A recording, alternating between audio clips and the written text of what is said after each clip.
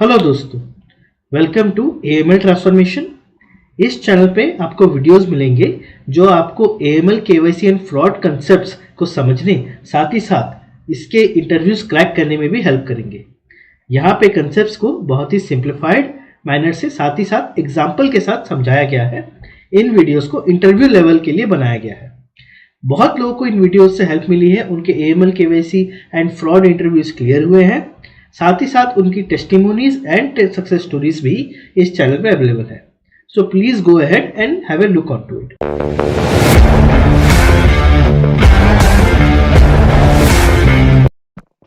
तो आज हम जिनकी सक्सेस स्टोरी देख रहे हैं दैट इज प्रिया ए। इन्होंने एएमएल ट्रांसफॉर्मेशन जुलाई 2024 में ज्वाइन किया था। इनको हमारे बारे में यूट्यूब से पता चला। इनकी लोकेशन जो है that is Delhi NCR and इनको 4+ साल का एक्सपीरियंस है। इनको जो एक्सपीरियंस है वो insurance sector, sales and banking का कॉम्बाइन एक्सपीरियंस है। इनको एएमसी का भी एक्सपीरियंस है। इनके जो लास्ट एम्प्लॉयर थे वो एक लीडिंग इंश्योरेंस प्रोवाइडर है and that was a kind of a AMC plus sales plus operations। अब इनको जो प्रॉब्लम आ रही थी, सिंस इनका बैकग्राउंड एएमसी से है, इन्होंने बैंकिंग में भी काम किया हुआ है, साथ ही साथ सेल्स में भी काम किया हुआ है। इनको प्योर ऑपरेशन के कॉल्स नहीं आ रहे थे। That was a problem for her. इनको ये चीज़ की क्लैरिटी नहीं हो रही थी बिकॉज जब भी ये रिज्यूमे भेज रहे थे कहीं भी, इनको इंश्योरेंस रिलेटेड जॉब ही आ रहे थे एंड मोस्टली सेल्स के ही जॉब आ रहे थे। तो ये बात इनको समझ में नहीं आ रही थी कि इंश्योरेंस डोमेन से बैंकिंग डोमेन या operation domain, completely operation domain में कैसे स्विच किया जाए। इन्होंने जो एएमसी में काम किया है, बैंकिंग में काम किया है, सेल्स में काम किया है, एक पॉइंट ऑफ के बाद इनको इस पे अपस्किलिंग नहीं दिखाई दी एंड इनको न्यू लर्निंग भी नहीं पता चली। तो इसलिए इनको नई टेक्नोलॉजी, न्यू लर्निंग नहीं मिल रही थी। That was also a problem. इनको पॉजिटिव रिस्पॉन्स नहीं आ रहे थे जब भी ये अपने रेज्यूमे के साथ कहीं अप्लाई कर रहे थे एंड इनको कॉल्स भी नहीं आ रहे थे प्योर ऑपरेशन जॉब के। साथ ही साथ जिन भी कंपनीज में ये अप्लाई कर रहे थे, starting from Genpact, WNS, Wells Fargo, AML, light source, जितने भी फॉरेन बैंक से जहां भी अप्लाई कर रहे थे, इनका रिज्यूमे शॉर्टलिस्ट नहीं हो रहा था। अगर शॉर्टलिस्ट हो भी रहा था, जब पहली कॉल आती थी कंसल्टेंसी की, and that point of time ही आगे बात नहीं बढ़ रही थी। These are the few problem Priya ji जो फेस करी थी। तो लेट्स जानते हैं कि कैसे उनका एक्सपीरियंस रहा एएमएल ट्रांसफॉर्मेशन के साथ। ठीक है, चलो। Hi Priya ji, welcome to AML transformation session. कैसे हो आप? मैं ठीक हूँ राहुल जी। आप कैसे हैं? मैं भी ठीक हूँ। सो प्रिया जी, ग्रुप क्लासेस से आके 1-to-1 क्लासेस में आके आपको कैसा लग रहा है? बहुत अच्छा लग रहा है, बहुत बेटर फील हो रहा है। अच्छा, तो प्रिया जी ज्यादा डिले नहीं करके चलिए आपका इंट्रो जानते हैं ताकि जो भी लोग हमें सुन रहे हैं वो आपके हम्म। बारे में जान सके। So please go ahead and give your intro. On to you Priya ji. Okay, so basically I from here in Delhi, and I completed my schooling from Janakpuri, a government school. That was a government school. So after that I completed my higher education from Delhi University, from Jesus and Mary College. So, and after that, in April 2019, I started my career with the domestic bank. I mean, this is a very well-known bank, one of the okay, four largest bank, yes, okay, okay, मतलब in जो India. India के जो largest four banks है, largest four four banks, starting from ICICI, HDFC, Axis. Yes, you are working in one of those bank in 2019, right? Yes, okay, yes, fine, next. yes. So when I joined, I was hmm, into branch banking. Hmm, So I joined as a teller, hmm, cashier. Hmm, So I worked as a teller for around 2.5 years. Okay, Then I became authorizer. Okay, So teller authorizer, SDO. Okay. Yes. सो सो प्रिया जी, अभी आप कहाँ रहते हो? अभी मैं दिल्ली में ही रहती हूँ। अच्छा, दिल्ली में ही रहते हो। तो प्रिया जी, मैं आपकी दिल्ली जॉब में। भी दिल्ली लोकेशन में ही थी, राइट? कितने दूर था आपके घर के? हम्म। अ, 1-1.5 घंटे मुझे लगते थे जाने में। अच्छा, मतलब तो 25-30 किलोमीटर्स। अवे। Okay okay. जी। तो मेरे को एक चीज बताओ प्रिया जी, आप तो बैंक में काम कर रहे थे, आपका प्रमोशन भी हुआ था। सो जब आप बैंकिंग में हम्म। काम कर रहे थे और इंडिया के टॉप मोस्ट बैंक्स में काम कर रहे थे, तो what was the hmm. Problem you are facing? Problem क्या हो रही थी आपको बैंकिंग में? प्रमोशन भी मिला था, घर के ज्यादा दूर भी नहीं था, बट प्रॉब्लम क्या थी? प्रॉब्लम बेसिकली स्टार्टिंग में तो ठीक था, मतलब ठीक रहता है स्टार्टिंग में, कोई इतना वो नहीं था, बट जैसे जैसे थोड़ा टाइम होता है, एक तो सबसे बड़ी प्रॉब्लम थी कि सेल्स का बहुत ज्यादा प्रेशर होता है बैंकिंग में, स्पेशली डोमेस्टिक बैंकिंग्स में।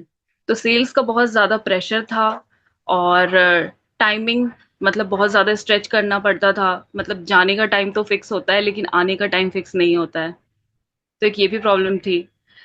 सो और इनिशियली जितना, मतलब बैंकिंग में, ब्रांच बैंकिंग में जितना लर्निंग था, वो मतलब टेलर और टेलर ऑथराइजर के लेवल पे उतना हो जाता है, उसके बाद सिर्फ प्रेशर होता है।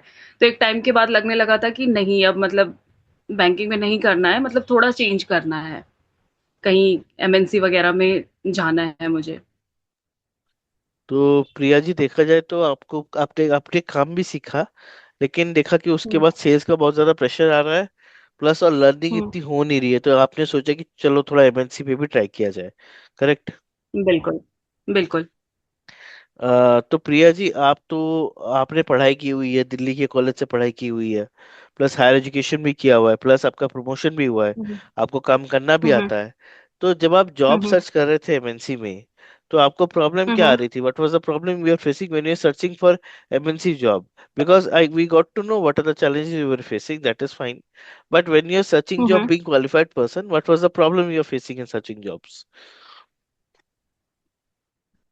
टू बी वेरी ऑनेस्ट, जब मैं जॉब सर्च कर रही थी तो रिकमेंडेशंस तो काफी सारे शो होते थे, और मेरे प्रोफाइल के अकॉर्डिंग मेरे को बैंकिंग के ही जॉब्स आते थे, मतलब मोस्टली, मतलब जिस प्रोफाइल में थी उसी से रिलेटेड जॉब्स आते थे, और मैं अगर अप्लाई करती भी थी एमएनसी में दूसरी जगहों पे, तो कहीं से भी मेरे को कॉल नहीं आता था, मतलब मेरा रिज्यूमे ही शॉर्टलिस्ट नहीं होता था, कहीं से भी मुझे कॉल नहीं आता था। ये सबसे बड़ी प्रॉब्लम थी मेरे साथ, इंटरव्यू ही नहीं हो रहा था मेरा कहीं भी। जी। तो mostly even though you are qualified, आपके इंटरव्यू के कॉल्स नहीं आ रहे थे और आपका रिज्यूमे शॉर्टलिस्ट नहीं हो रहा था। जब तक कॉल्स आएंगे नहीं, आप इंटरव्यू दोगे कैसे, और तब तक आप आगे बढ़ोगे कैसे? Yes, this is a genuine exactly. Problem जो people who belong to domestic banking ये प्रॉब्लम आती है। तो प्रिया जी, आपने एएमएल ट्रांसफॉर्मेशन जुलाई 2024 में ज्वाइन किया था, करेक्ट? जी। तो आपको हमारे बारे में कहाँ से पता चला? लिंक्डइन से, यूट्यूब से, फेसबुक से, इंस्टाग्राम से? कैसे पता चला आपको? मुझे पता चला था यूट्यूब से। मैं ओके। सर्च कर रही थी ऐसे एएमएल केवाईसी डाल के कि कुछ मतलब मिल जाए, कुछ हिंट एंड टिप्स मिल जाए। हम्म। तो उसी में मुझे आपका वीडियो दिखा कि डोमेस्टिक से मल्टीनेशनल बैंकिंग में या प्रोसेस में कैसे मूव कर सकते हैं, स्पेशली ईमेल केवाईसी में। तो वहां से मुझे आपकी वीडियो मिली। मैंने आपकी दो तीन वीडियोस को पहले देखा, फिर वहां से मैंने आपको कांटेक्ट करने का ट्राई किया। ओके, तो मोस्टली आपको हमारे बारे में यूट्यूब से ही पता चला, राइट? मैंने भी जब जी। जॉब सर्च करने की कोशिश की थी, यूट्यूब में सर्च किया था ना, कुछ नहीं मिला था। कुछ मिले थे, कुछ लोग जेनपैक का इंटरव्यू, डब्ल्यूएनएस का इंटरव्यू एक्सपीरियंस कुछ लोगों ने शेयर किया था, पर वो बहुत ही सुपरफिशियल था, मतलब जस्ट कॉलेज ग्रेजुएट्स अपना एक्सपीरियंस शेयर कर रहे हैं। उससे तो कुछ फायदा नहीं हो रहा था, सच बता रहा हूँ, मैंने भी देखा था उस टाइम पे, पर मुझको उससे कुछ फायदा बिल्कुल। नहीं लगा एक्चुअली। ठीक है, डेप्थ में चीजें नहीं मिलती हैं कुछ नहीं भी ना। मिलती है, और समझ में नहीं आता नेक्स्ट एक्शन प्लान क्या। ठीक है, वही बंदा एग्जैक्टली। विप्रो में जाके एक फ्रंट एंड का इंटरव्यू डाल के एक और वीडियो डाली हुई है उसने। अरे वो देख के मैं क्या करूं, मेरे को एएमएल केवाईसी के बारे में जानना है। और जो भी फॉरेन यूट्यूबर्स हैं जिन लोगों ने एएमएल केवाईसी के ऊपर डाला हुआ है, वो बहुत ही हाई लेवल है और वो इंटरव्यू रेलेवेंट नहीं लगता है। वो नॉलेजेबल है, नो डाउट, बट जो हमें चाहिए वो नहीं होता। ठीक है, तो ये प्रॉब्लम आती है। सो प्रिया जी, एएमएल ट्रांसफॉर्मेशन के जुड़ने के बाद फ्रॉम जुलाई 2024 आपको क्या लगता है, क्या क्या इम्प्रूवमेंट हुआ या क्या क्या डिप्रूवमेंट हुआ? आपको किस किस चीज में हेल्प मिली, आप बता सकते हो? जी। हाँ प्लीज। तो सबसे पहले तो मैं बोलूंगी कि सबसे पहले मेरा रिज्यूमे, मेरे रिज्यूमे में ही प्रॉब्लम थी, मतलब रिज्यूमे मेरा शॉर्ट लिस्ट नहीं होता था। तो उसको आपने पहले तो करेक्ट किया कि उसमें कौन सी चीज़ होनी चाहिए, कौन सी नहीं होनी चाहिए। तो जब और उसके साथ ही आपने मेरा नौकरी का प्रोफाइल भी अपडेट किया। तो जब आपने मेरा नौकरी का प्रोफाइल अपडेट किया, रिज्यूम अपडेट करने के बाद, उसके बाद मेरे को कॉल्स आने स्टार्ट हो गए। मीन्स मेरा रिज्यूमे शॉर्टलिस्ट होना स्टार्ट हो गया कुछ टाइम के बाद से। फिर मेरे को कॉल्स एटलीस्ट आती थी, बहुत अच्छी अच्छी कंपनी से मेरे को कॉल आए इंटरव्यू के। उसके बाद बहुत सारे इंटरव्यूज में मैं अपीयर भी हुई। इसके अलावा मुझे पहले नहीं पता था कि मुझे क्या बोलना है इंटरव्यू में, या मुझे नहीं पता था कि मतलब चीजें कितनी वास्ट हैं। सिर्फ एएमएल केवाईसी इतना, ये उसको मैं डोमेस्टिक बैंकिंग से रिलेट करती थी, बट ऐसा था नहीं। चीजें उसमें और भी बहुत सी थी जो मुझे नहीं पता थी, जो कि मुझे ट्रेनिंग से हेल्प मिला, आपके सेशन से और आपके वीडियोस से, कि मुझे क्या बोलना है इंटरव्यू में, मुझे इंटरव्यू कैसे फेस करना है। उसके बाद मतलब आपको तो पता ही है, स्टार्टिंग में काफी सारे इंटरव्यूज ऐसे ही मेरे जा रहे थे, लेकिन मुझे उससे लर्निंग बहुत मिला। जी। तो उसी के बेसिस पे बाद में इंटरव्यू क्रैक भी कर पाई मैं। सो मोस्टली आपको नॉलेज में थोड़ी सी हेल्प मिली, आपको रिज्यूमे में थोड़ी सी हेल्प मिली और नौकरी प्रोफाइल। साथ ही साथ वंस आपके इंटरव्यूज होने लगे, आपको ये पता लगने लगा कि आप कहाँ पे लैक कर रहे हो। ठीक है, बिल्कुल। आपको लगा था एएमएल केवाईसी लिमिटेड है, लेकिन after coming to the classes, after going through the videos, आपको पता चला एएमएल डोमेन जो है, केवाईसी डोमेन जो है, ये वास्ट है। और इसके जी। ऊपर अगर हम बोलेंगे हमें पता है, then we need to know really something.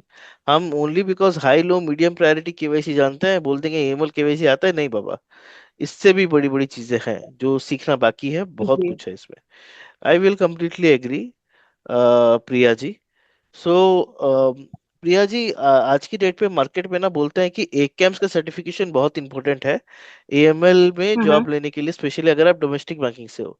या 30,000 40,000 हम्म। का जो सर्टिफिकेशन है, कैमी है या और दो तीन हम्म। इंस्टीट्यूट्स है, बोलते हैं कि आपको हमसे सर्टिफिकेशन करना पड़ेगा वरना एएमएल केवाईसी की जॉब नहीं मिलेगी। या एक कैम्स का एग्जाम हम्म। देना पड़ेगा जिसकी फीस 3 लाख रुपए होती है। आपकी भी हम्म। एएमएल केवाईसी में जॉब लगी है, क्या आपको लगता है क्या 40,000 50,000 देना या 3 लाख रुपए देके एक कैम्स का एग्जाम देना, उसकी ट्रेनिंग लेना, ये मैंडेटरी है क्या एक डोमेस्टिक बैंकर को एएमएल केवाईसी डोमेन में जाने के लिए? आपका ओपिनियन क्या है इस पे? नहीं, मुझे नहीं लगता कि ये मैंडेटरी है। अगर आपके पास है तो बहुत अच्छी बात है, नहीं है तो कोई मैंडेटरी नहीं है, क्योंकि मैंने भी ये नहीं किया है। बट स्टिल मेरी जॉब लगी है एमएल केवाईसी में।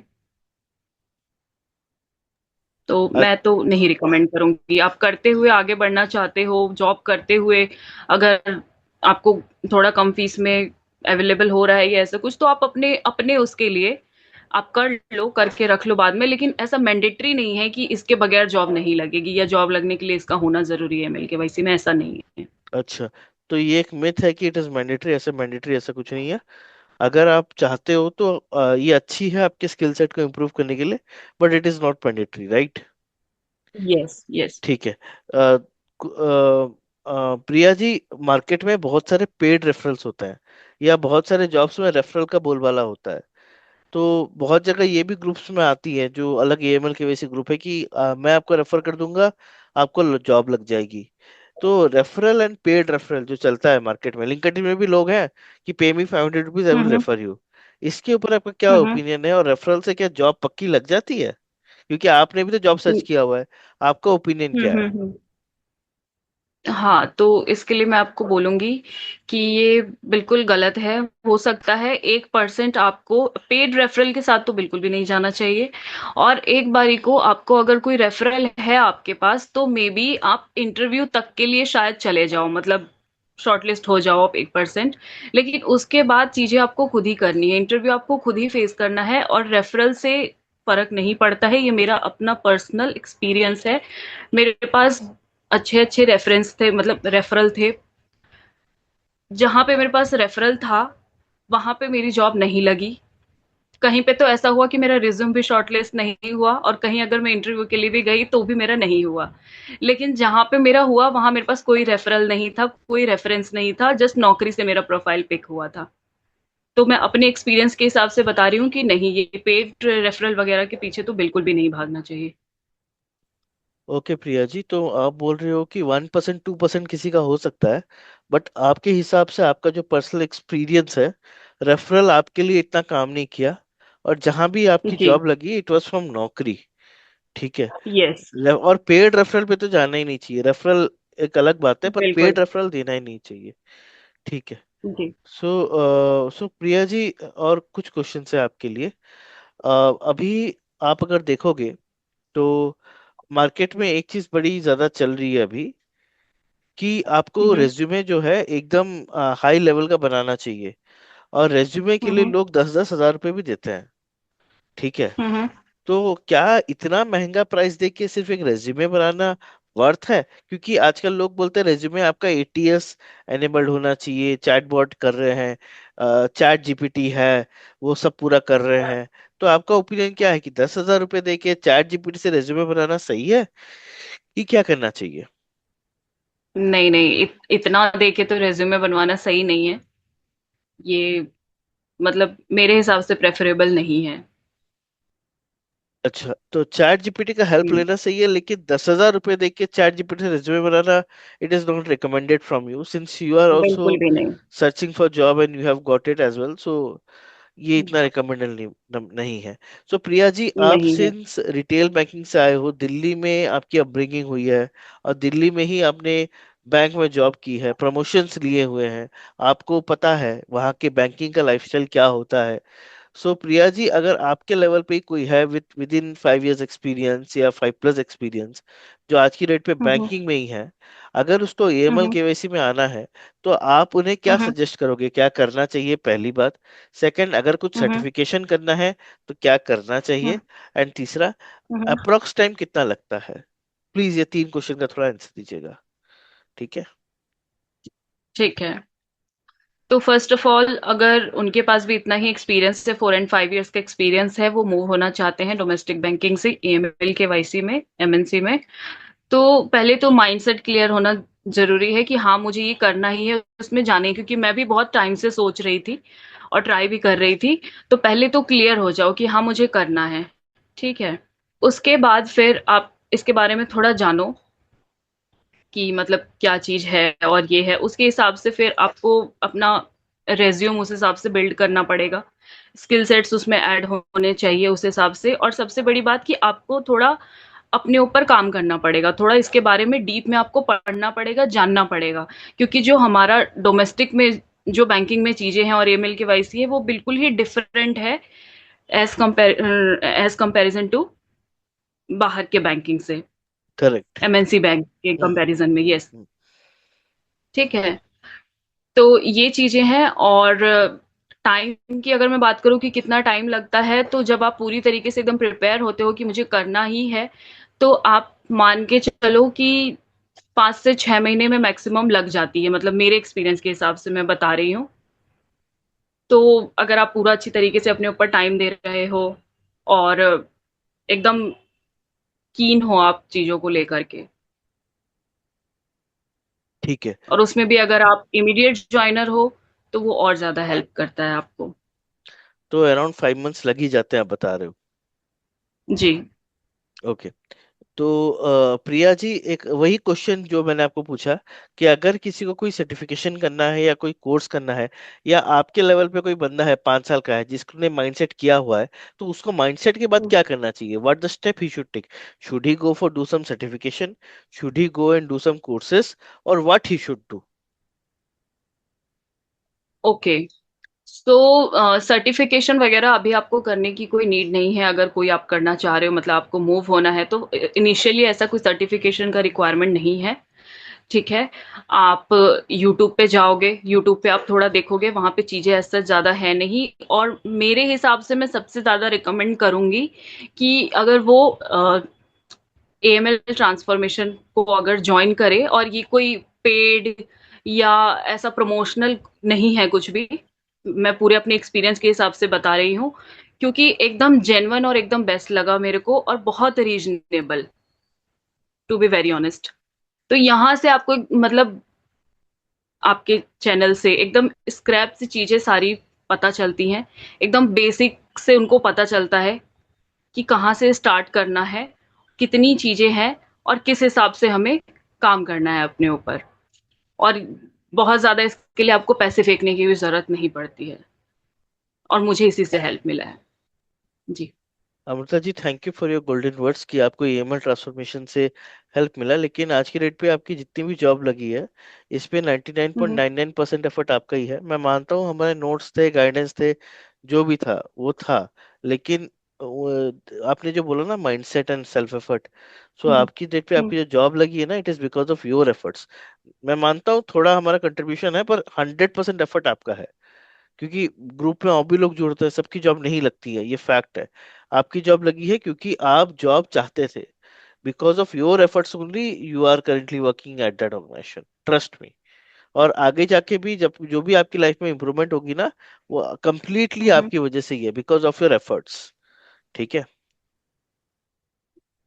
That I agree, but still एक होता है ना कि मतलब हमारे पास पाथ नहीं होना, और चीजें पता नहीं है कि करना तो है लेकिन क्या करना है, कैसे करना है, तो वो एक इनिशियली बहुत ज्यादा जरूरी होता है, जो कि रिलेट कर पाएंगे हर कोई जो भी डोमेस्टिक बैंकिंग से है।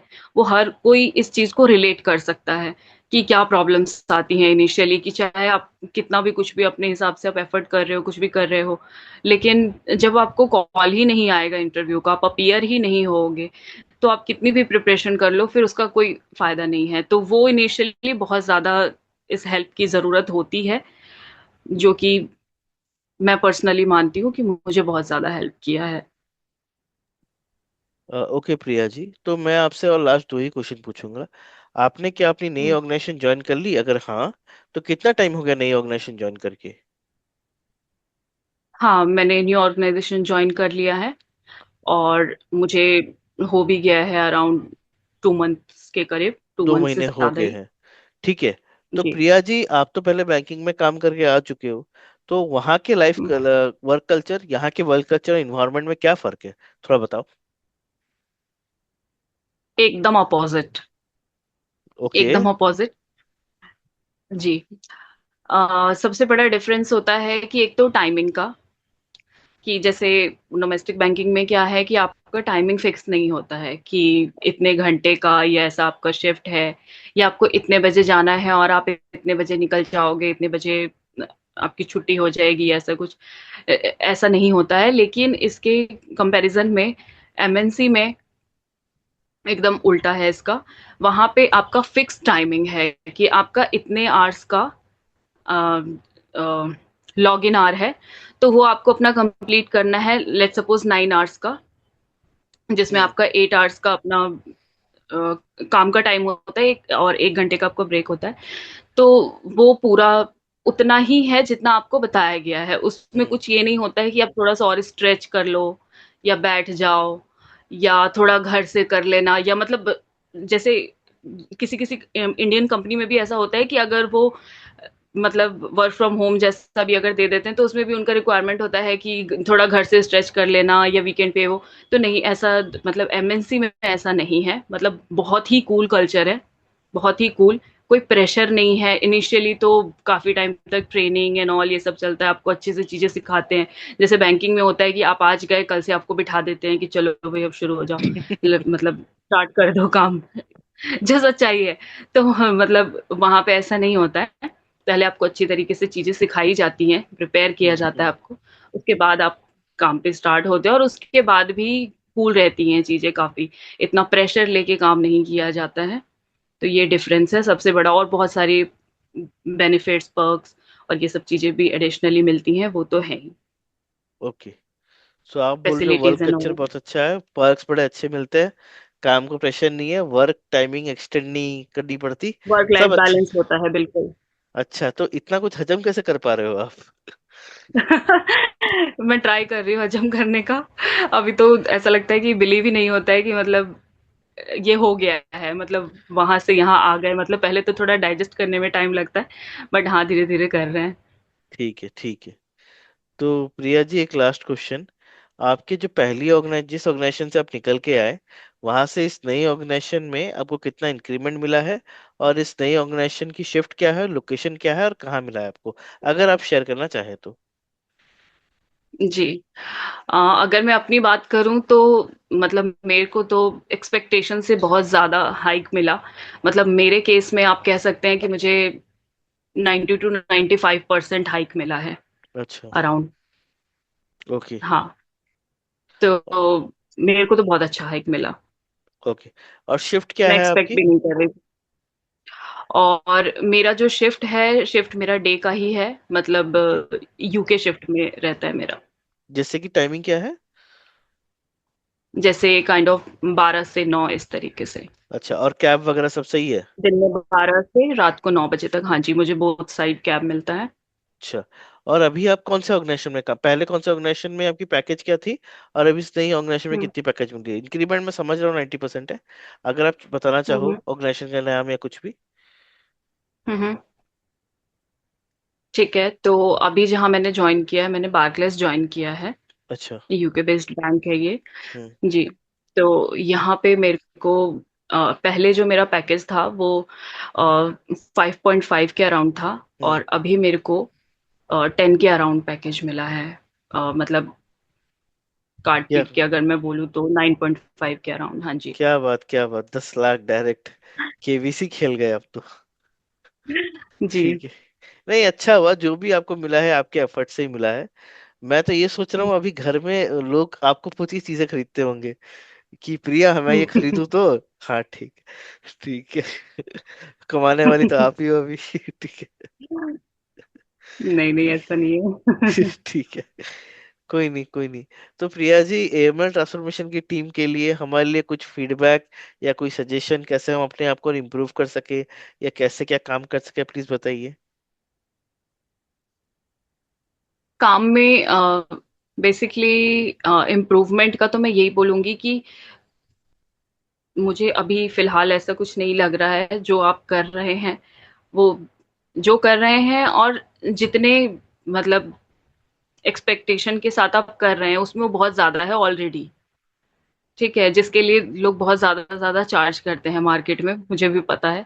ठीक है, तो उसमें रिज्यूमे भी बनाना, फिर नौकरी का प्रोफाइल भी अपडेट करना, और फिर मतलब हर इंटरव्यू कॉल से पहले फिर हेल्प करना, असिस्ट करना कि कैसे करना है, क्या बोलना है, हर जॉब प्रोफाइल के अकॉर्डिंग आपको उस इंटरव्यू के लिए प्रिपेयर कराना। तो ये ऑलरेडी मेरे हिसाब से काफी है, इतना एफर्ट जॉब लगने के लिए, और आप ऑलरेडी काफी बेटर कर रहे हैं। फर्दर मुझे कुछ ऐसा लगेगा तो मैं आपको डेफिनेटली बताऊंगी। ठीक है। Thank you Priya ji for your golden words. मैं और भी करना चाहता हूँ, लेकिन मैं सिंस फुल टाइम जॉब करता हूँ और हमारी टीम भी अभी तक इतनी बड़ी नहीं हुई है कि हम और भी मतलब ज्यादा ले सके। मैं ट्राई कर रहा हूँ और इम्प्रूवमेंट करने का, यूट्यूब में और फ्रिक्वेंटली वीडियो डालने का, बट जितना हो सकता है उतना हम्म डालता हूँ। ठीक है। तो hmm thank you for your golden words, thank you for your suggestion as well.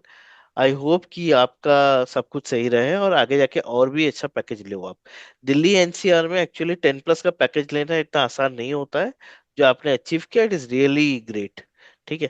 एक जी। चीज आपसे प्रिया जी आपसे पूछूं, अभी तो आपकी एएमएल केवाईसी की जॉब लग गई है, आप एक बड़े ऑर्गेनाइजेशन हम्म में गए हो, तो एआई आपके हम्म काम को कितना इम्पैक्ट कर रहा है? अगर मैं आपसे पूछूं तो आप इस पे क्या बोलोगे? एआई क्या ज्यादा इम्पैक्ट कर रहा है कि क्या हाल है एआई का अभी आपको जो लग रहा है? What is your opinion? Hmm. हमारे काम में क्योंकि ये चीजें कंप्लाइंस से रिलेटेड है, तो बहुत ज़्यादा क्रिटिकल होता है। तो इसमें फिलहाल एआई इतना ज़्यादा वर्क नहीं कर पा रहा है, और हमें ये चीज़ बताई भी जाती है कि फर्दर भी इसमें हमेशा ह्यूमन माइंडसेट और ह्यूमन इन्वॉल्वमेंट की ज़रूरत पड़ेगी, क्योंकि अच्छा। एनालिसिस और ये सब चीज़ें ह्यूमन जिस तरीके से सोच सकता है और जिस हिसाब से चीज़ें रिलेट कर सकता है, अभी एआई को करने में बहुत साल लगेंगे ओके, सो एआई इस है बट, पर्टिकुलर काम में। हाँ बट ये कॉम्प्लायंस से क्रिटिकल है। तो यहाँ पे एआई अभी तक आया नहीं है, फ्यूचर में आएगा वो देखा जाएगा, लेकिन इसके लिए जी ह्यूमन माइंड ही चाहिए। ठीक है। जी ओके। जी। तो thank you Priya ji and congratulations one more time. हम आगे जाके आपका एक थैंक और बार यू। इंटरव्यू ले सके जब आपका पैकेज 20 लाख हो जाएगा। ठीक है। बिल्कुल बिल्कुल। ठीक है, मैं चाहता हूँ आपका पैकेज 20 लाख हो। लोगों का हुआ भी है, एक बंदी है, मैं उसका नाम नहीं लूंगा, उसका ईवाई में हम्म हुआ था, अभी उसको अराउंड 9 महीने पूरे हुए हैं। उसको अभी रिसेंटली एक हम्म और जॉब मिली है, उसका इनिशियल पैकेज कुछ हम्म 9.5 का था बैंगलोर में ही। अभी उसको जो पैकेज हम्म मिला है उसको 14.5 मिला है। ठीक है, मेरे साथ टच में है वो। तो उसका हम्म। अगर 9.5 से 14.5 हो सकता है तो आपका क्यों नहीं 9.5 से 15.5 हो सकता है। ठीक है। जी बिल्कुल। तो इट्स नॉट अ प्रॉब्लम, थोड़ा आप काम सीख लो, बिना काम सीखे यहाँ तक आए हो, थोड़ा काम सीख लो, हम्म। आप बहुत आगे जा सकते हो। ठीक है। जी, और बहुत कुछ है भी इसमें सीखने हाँ को ना, बहुत कुछ मतलब। है। हम्म। ठीक है। Thank you Priya ji for your time and all the best for your career. Thank you Priya ji. Thank you very much Rahul ji. Thank you. Thank you.